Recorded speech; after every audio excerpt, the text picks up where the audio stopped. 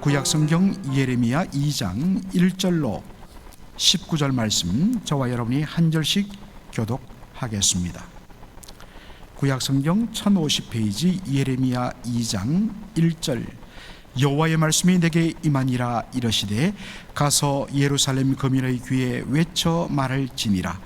여호와께서 이같이 말씀하시기를 내 소년의 때의 우위와 내 결혼 때의 사랑, 곧 씨 뿌리지 못하는 땅 광야에서 어떻게 나를 쫓았음을 내가 너를 위하여 기억하노라.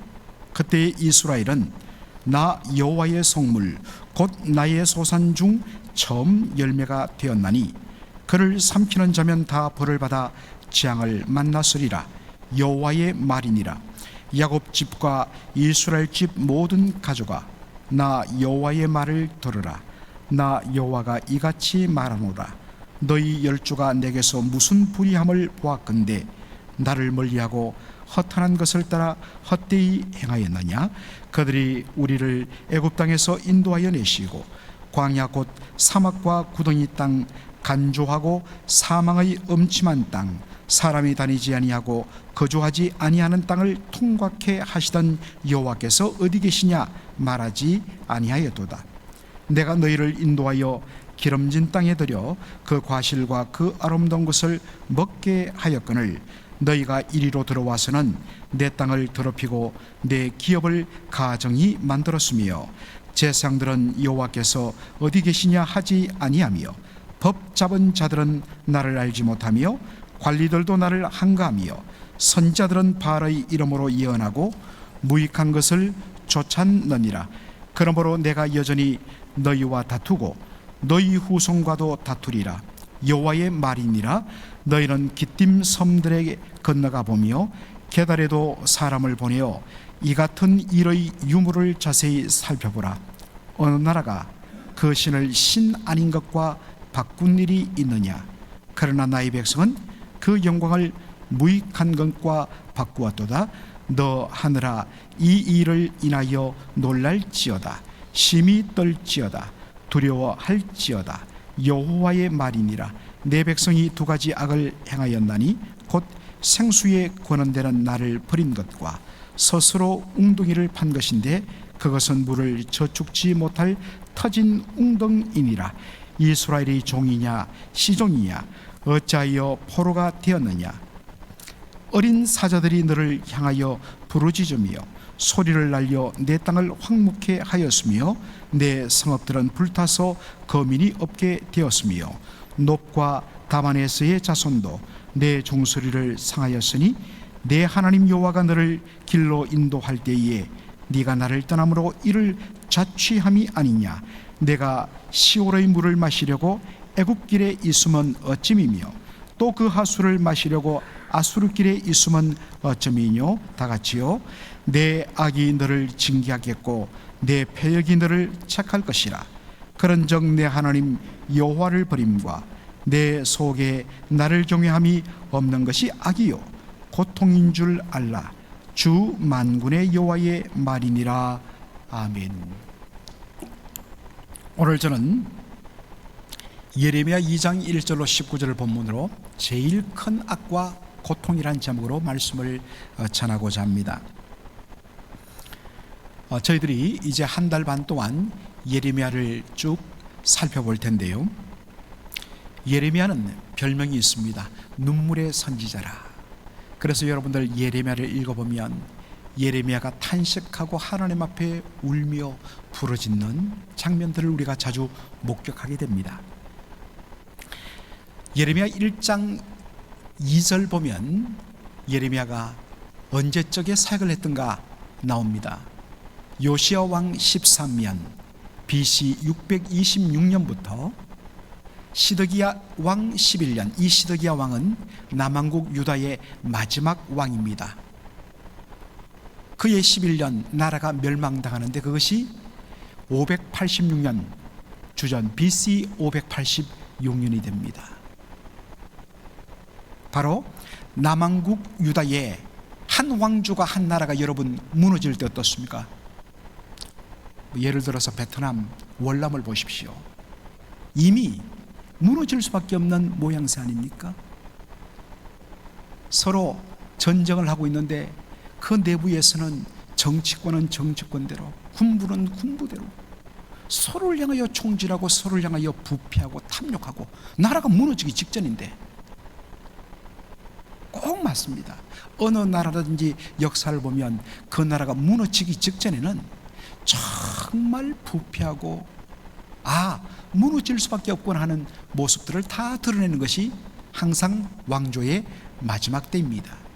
바로 그 왕조의 마지막 때 40년간 하나님의 말씀이 임함으로 그 말씀을 고통스럽게 전해야 했던, 아무리 전해도 말씀을 거부하고 조롱하고 오히려 말씀을 전하는 주의 종을 죽이려고 구덩이에 집어넣고, 그렇지만 예레미야는 정말 말씀을 불순종하며 타락으로 빠져 죽음의 길로 가는 동족 이스라엘 백성들을 보면서 눈물로 부르짖습니다. 그리고 그 결과로 바벨론에 의해서 정말 나라가 완전히 초토화되고 예루살렘 성이 무너지고 여호와의 성전이 불타 넘어지고 수많은 백성들이 사슬에 묶여서 맨발로 바벨론으로 포로로 끌려가는 그 처참한 모습을 바라보며 또 하나님께 탄식하며 눈물 짓던 선지자가 바로 예레미야 선지자였습니다. 오늘 본문 말씀은 예레미야 1장이 하나님께서 청년 예레미야를 하나님의 선지자로 강권하여 세우시는 장면이라면, 이제 2장부터는 본격적으로 하나님께서 예레미야에게 너는 가서 예루살렘 거민에게 유다 백성들에게 선포하라 하는 어떤 면에서는 첫 번째 말씀입니다. 자, 오늘 본문의 시작은 바로 그 옛날 출애굽과 광야 시절에 하나님과 이스라엘 백성들의 아름다웠던 모습들을 하나님께서 떠올리는 것으로 시작합니다. 2절 보면 너는 가서 예루살렘 거민의 귀에 외쳐 말할지니라. 무엇을요? 여호와께서 이같이 말씀하시기를 내 소년의 때의 우위와 내 결혼 때의 사랑 곧 씨 뿌리지 못하는 땅 광야에서 어떻게 나를 쫓았음을 내가 너를 위하여 기억하노라. 여러분, 여기에 내 소년의 때의 우위와 내 결혼 때의 사랑이란 이 표현이 어떤 면에서는 잘 우리 한글 성경이 의미를 드러내지 못합니다.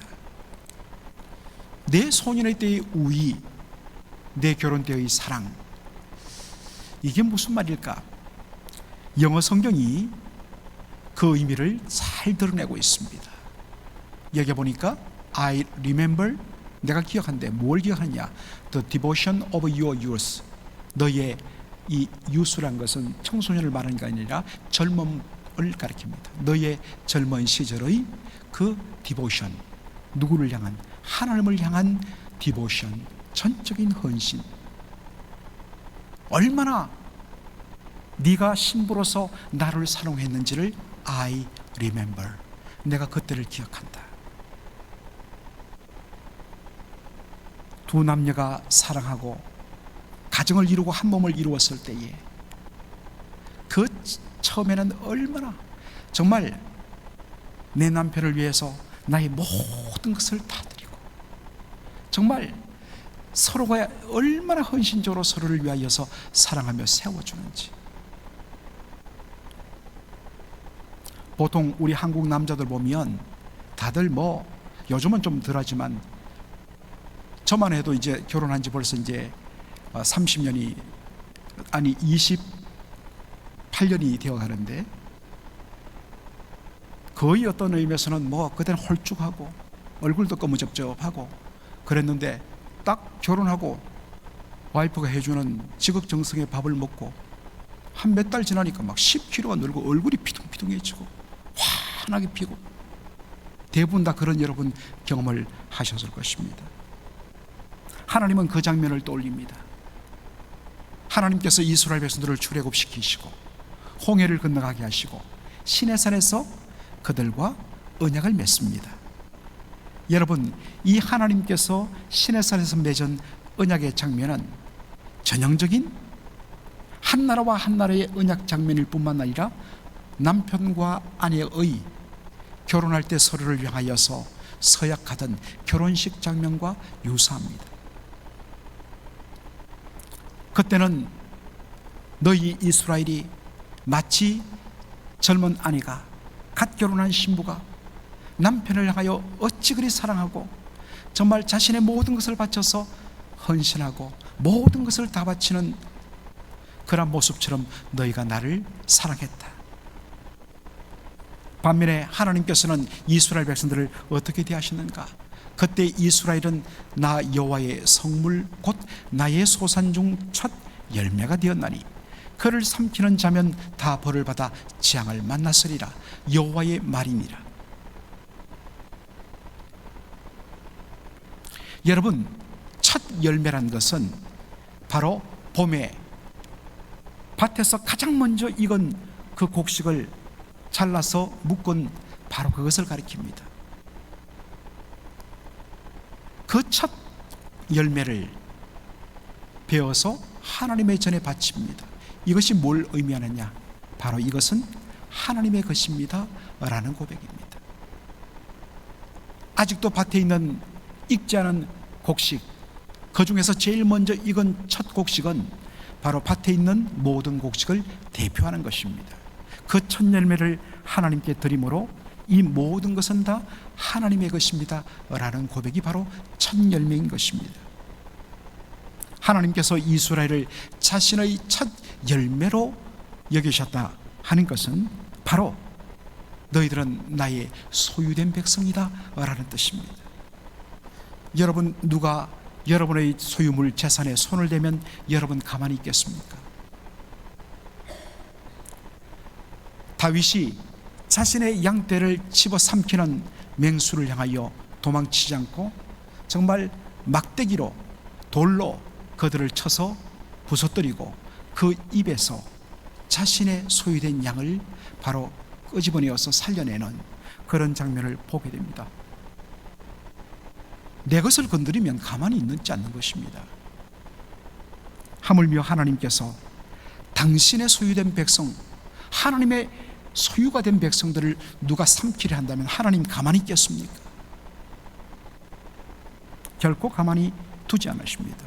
오늘 본문에 보니까 하나님께서 몇 배의 벌을 내려서 재앙으로 그들을 치면서 어디 감히 내 새끼를 건드려?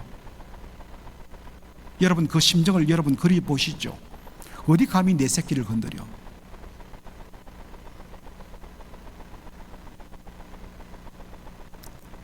그렇게 아름다웠던 첫사랑의 시절이 있었습니다. 그런데 마치 부부가 처음에는 알콩달콩 했다가 어느 사이에 어느 한쪽이 그 신의를 저버리고 딴 길로 가면서 배우자에게 피눈물을 쏟게 하듯이 지난 과거를 떠올리면서 하나님의 탄식이 이어집니다. 예레미야 2장 5절에 나 여호와가 말하노라 너희 열조가 내게서 무슨 불의함을 보았건대 나를 멀리하고 헛하는 것을 따라 헛되이 행하였느냐. 여기에 불의함이란 것은 의롭지 못하다 이런 뜻이 아니라 바로 그 맺었던 신의와 약속을 지키지 않는 신실하지 못함을 뜻합니다. 반대로 하나님의 의란 것은 뭐냐? 하나님 당신의 언약을 반드시 지키신다. 하나님의 신실하심을 가리킵니다. 너희가 도대체 나에게서 무슨 불의함을, 내가 너희들에게 아무런 사랑도 하지 아니하고 어떤 것도 베풀지 않았던 것처럼 너희들이 나를 멀리하고 허탄한 것, 사탄, 우상을 따라서 헛되이 행하였느냐? 하나님이 지적하십니다. 하나님 말씀하십니다. 내가 너희들을 사망의 그늘에서 건져냈다. 여기에 사망의 그늘이란 것은 애굽 땅을 말합니다. 애굽 땅 종되었던 집에서 하나님 이스라엘 백성들을 건져내었습니다. 살려냈었습니다. 그리고 사람이 거주하지 않는 정말 참혹한 땅 광야를 하나님 통각해 하셨습니다. 구름 기둥과 불 기둥으로 그들을 보호하셨습니다. 하늘의 만나를 날마다 정확하게 내려서 그들을 먹이셨습니다. 그리고 드디어 약속의 땅으로 하나님께서 기름진 땅으로 그들을 인도해 내셨습니다.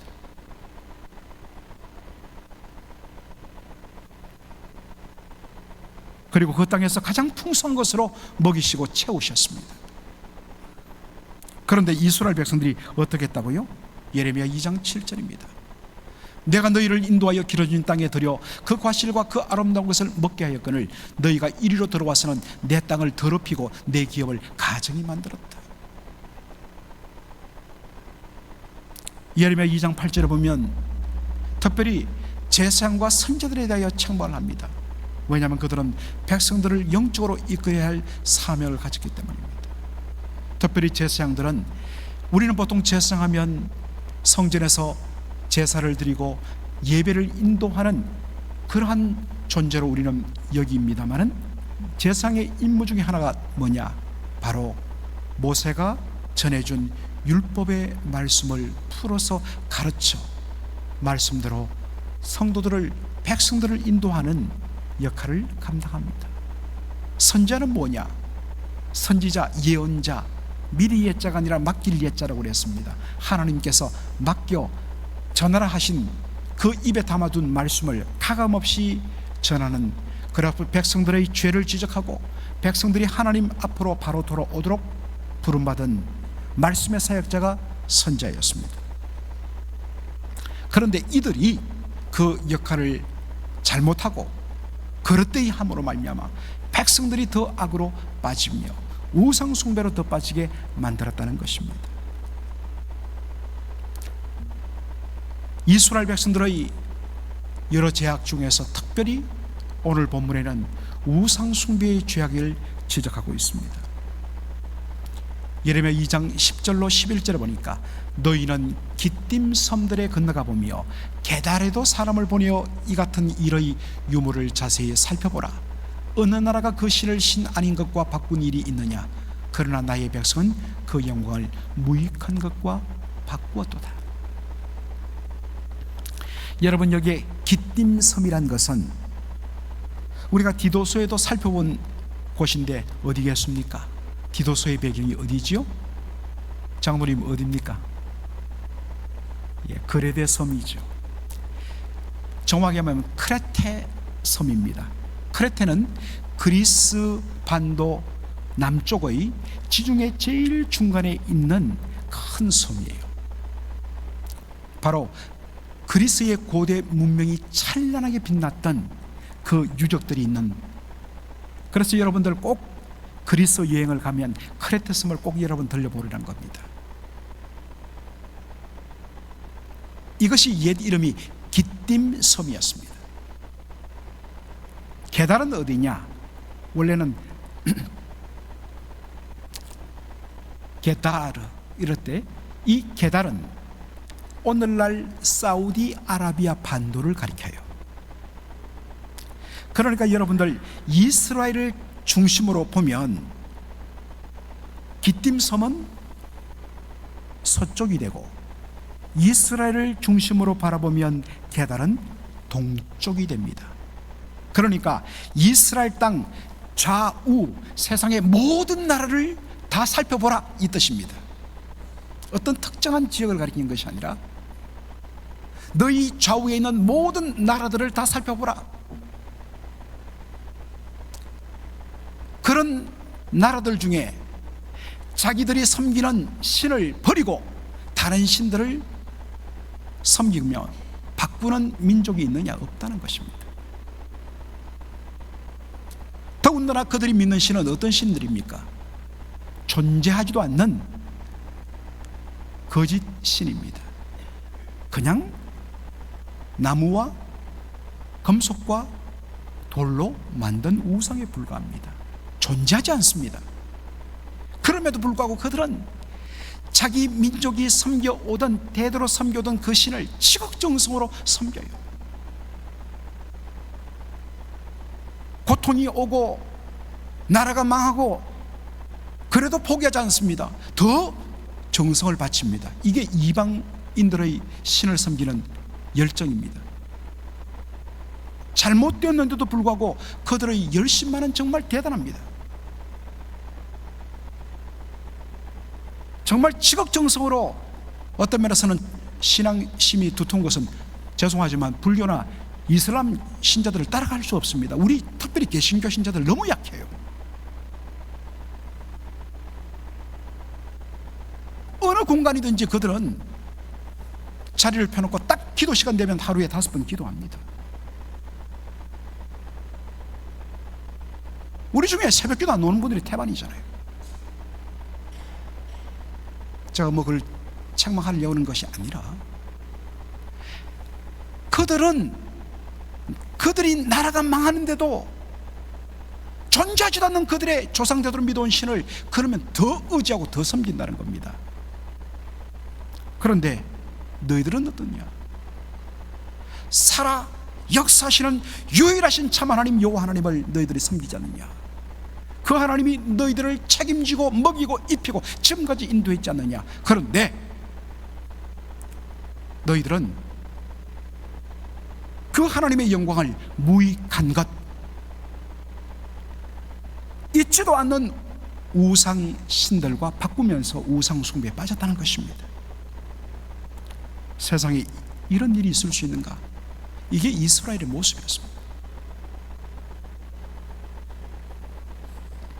하나님이 구체적으로 지적하는 이스라엘 백성들의 또 하나의 죄악이 여기에 언급됩니다. 내 백성이 2가지 악을 행하였나니 곧 생수의 근원이 되는 나를 버린 것과 스스로 웅덩이를 판 것인데 그것은 물을 저축지 못할 터진 웅덩이니라. 여러분, 항상 생수가 콸콸 솟아오르는 그러한 생수에 관한 그런 셈이 있습니다.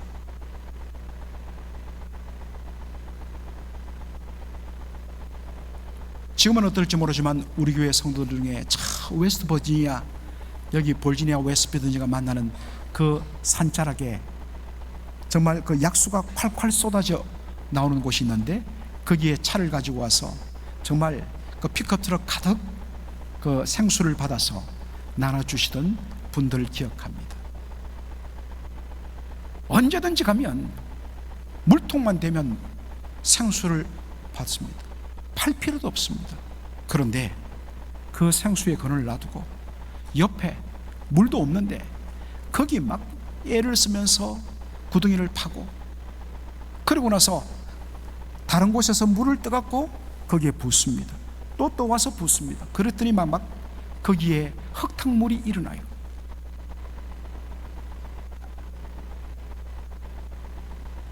그런데 더 웃기는 것은, 더 기가 막힐 것은 뭡니까? 그 판 웅덩이가 깨져갖고 구멍이 나서 셉니다. 그러면 어떻게 됩니까? 아무리 많이 부어도 물은 계속 빠져나가게 되어 있습니다. 멀쩡하게 생수의 근원이신 하나님을 두고 우상 숭배하면서 헛되이 고생하는데 아무리 부어도 담아지지 않는 그러한 우상, 존재하지도 않는 우상을 섬기는 이스라엘 백성들의 죄악을 지적하고 있습니다.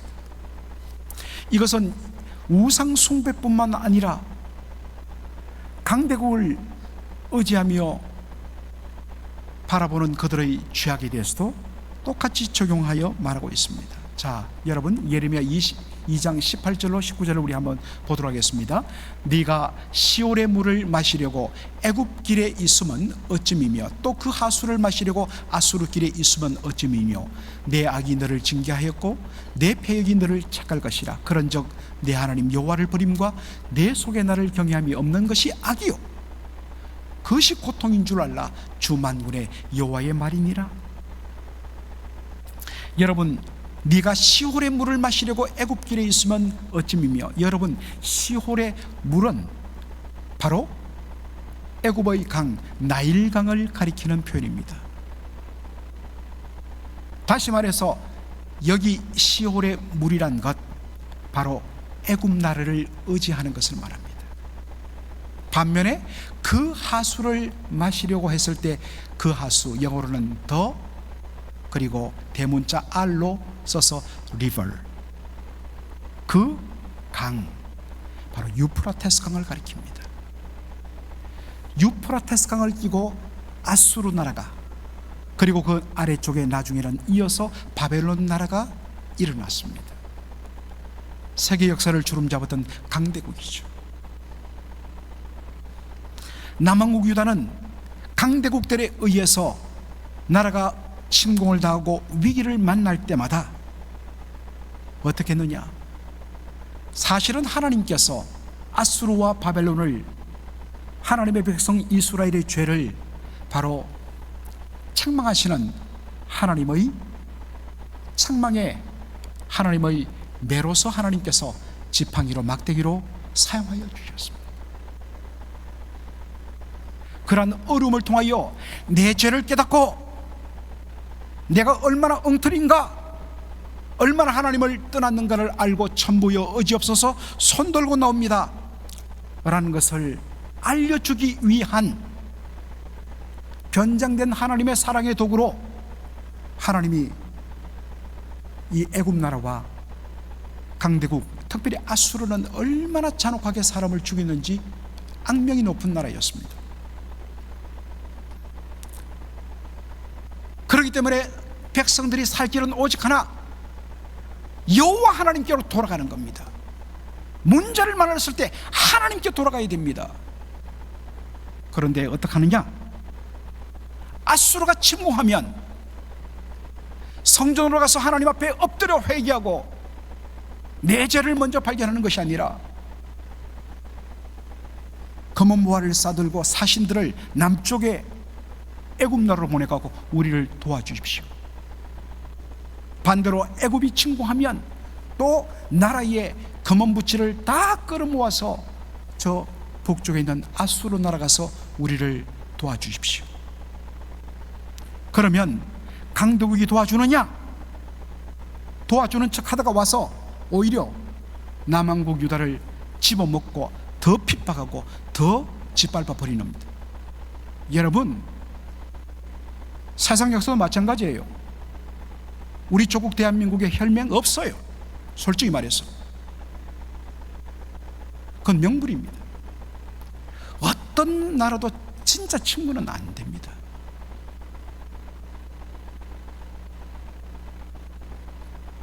정치적으로 서로 간에 우리가 의지해야 되지만, 서로 관계를 잘 가져야 되지만, 전적으로 사람을 의지하고 누구를 의지하면 망하게 되어 있습니다.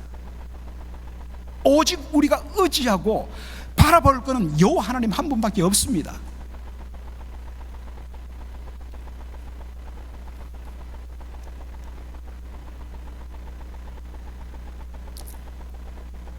자신의 잘못을 깨닫고 하나님 바라보며 하나님의 은혜를 구하는 이 일이 살 것인데, 이 생수의 근원이신 하나님을 버리고 어떻게 했다고요?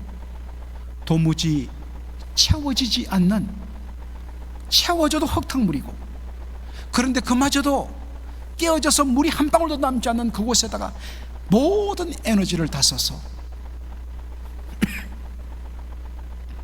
얼마나 어리석습니까?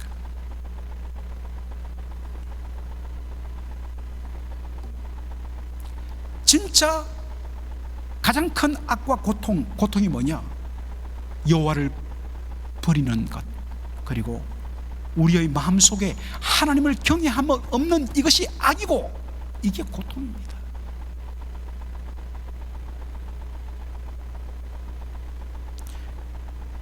사랑하는 성도 여러분, 문제를 만났을 때 하나님 앞으로 와야 됩니다. 엎드려 기도해야 됩니다. 그런데 그러지 않고서 자꾸만 내 힘으로 뭔가를 해결하려고 웅덩이를 파고, 멀쩡하게 생수를 놔두고 생수의 근원이신 샘을 놔두고 그 먼 데 가서 물동이에 물을 기어서 계속 부어 하나도 담을 수 없는 그 일을 반복하고 있습니다. 사람을 의지하고 세상을 의지하려 합니다. 그런데 결과는 어떻습니까? 아무것도 얻지 못하고 오히려 그렇게 애쓰면 애쓸수록 더 비참하게 됩니다. 여러분은 어떻습니까? 생수의 근원 되신 하나님을 버리고 터져버린 웅덩이에 계속해서 물을 붓고 있지는 않습니까? 이제 그 일을 멈춰야 합니다. 여호와께로 돌아가야 합니다. 하나님만 바라봐야 됩니다. 살아계신 하나님, 그분이 모든 것을 주실 때까지 때로는 잠잠히 기다려야 합니다. 하나님을 앞서가면 망합니다. 고맙고 감사하게도 우리 사랑하는 성도들, 참으로 하나님의 말씀 앞에 서려고 정말 지난 몇 년간 얼마나 몸부림치는 모습이 보였습니다. 그리고 그런 열매가 우리 교회에 맺혀지고 있습니다. 그러한 열매로 교회가 평안하고 교회가 은혜스러워지는 것입니다. 생수의 근원 되신 하나님께로 돌아가는 저와 여러분 되기를 주의 이름으로 축원합니다. 아멘. 살아계신 우리 아버지 하나님, 은혜와 사랑을 감사드립니다. 오늘 우리 하나님께서 정말 남한국 유다 마지막 때에 이 패역한 백성들을 향하여서 예레미야를 세우시면서 예레미야에게 진짜 백성들의 죄를 지적하고 백성들의 문제점을 드러내도록 보내셨는데, 마음속에 하나님을 두지 아니하고 하나님을 경외하지 아니하며 하나님 아닌 다른 것을 의지하며 생수의 근원 되신 하나님을 버리고 마시지 못할 물, 그 웅덩이를 스스로 채우려 하지만 그것은 깨어져 버려서 한 방울도 담을 수 없는 그 웅덩이를 의지하는 어리석음을 범하는 이스라엘 백성들을 향하여 지적하며 돌아와 다시 하나님의 은혜와 사랑을 회복할 것을 통렬하게 지적하시는 말씀을 주셨습니다. 아버지 하나님, 오늘 이 말씀 앞에 귀를 기울이게 하여 주옵소서.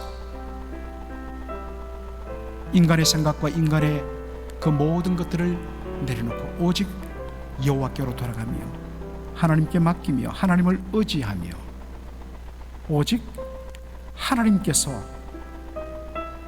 하나님의 놀라운 공의로 역사하시는 것을 바라보며 의지하는 저희들 되게 하여 주시옵소서. 우리의 삶 속에서 우리의 삶을 책임져 주시고 주관하시는 하나님을 의지하지 않고 자신의 깨와 자신의 노력으로 아무리 웅덩이를 파고 물을 채워넣지만은 깨어져 버려 하나도 남김없는 것처럼 이게 우리 인생의 모습이 아닌지요. 주여, 생수의 근원이신 하나님께로 돌아가게 하여 주시옵소서. 예수님의 이름으로 기도하옵나이다. 아멘.